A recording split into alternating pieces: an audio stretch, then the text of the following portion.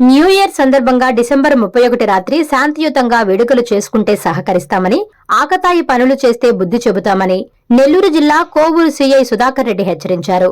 ఈ సందర్భంగా ఆయన శనివారం కోవూరు సర్కిల్ పోలీస్ స్టేషన్లో మీడియా సమావేశం నిర్వహించారు. అనుమతి లేనిదే ర్యాలీలు చేయడం, బైకుల వద్ద శబ్దాలు చేస్తూ వేగంగా వెళ్లడం జూదాలు నేరమన్నారు. నిబంధనలను అతిక్రమిస్తే చర్యలు తప్పవన్నారు. నూతన సంవత్సర సందర్భంగా ఇందుకూరుపేట కోవూరు మండల ప్రజలందరికీ మా జిల్లా ఎస్పీ గారి తరఫున, డిఎస్పీ గారి తరఫున, పోలీస్ శాఖ తరఫున శుభాకాంక్షలు తెలియజేస్తా ఉన్నాం. నూతన సంవత్సర వేడుకలను అందరూ సంతోషంగా, ఎలాంటి అవాంఛనీయ సంఘటనలు జరగకుండా శాంతియుత వాతావరణంలో జరుపుకునేదానికి పోలీస్ శాఖ తరఫు నుంచి కొన్ని సూచనలు చేస్తా ఉన్నాం.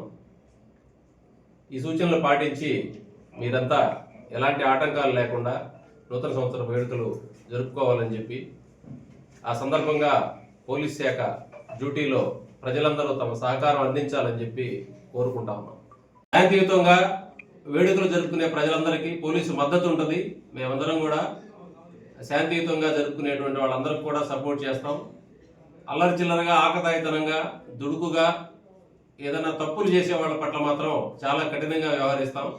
ఈ విషయంలో పోలీసుకి అందరూ సపోర్ట్ చేయవలసిందిగా మీ ద్వారా విజ్ఞప్తి చేస్తా ఉన్నాం.